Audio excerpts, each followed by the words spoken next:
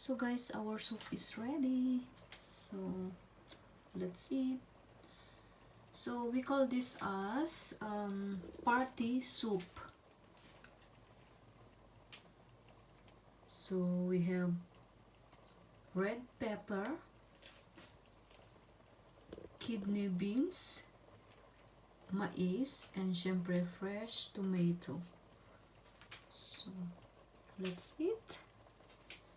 Guten Appetit! Ayan.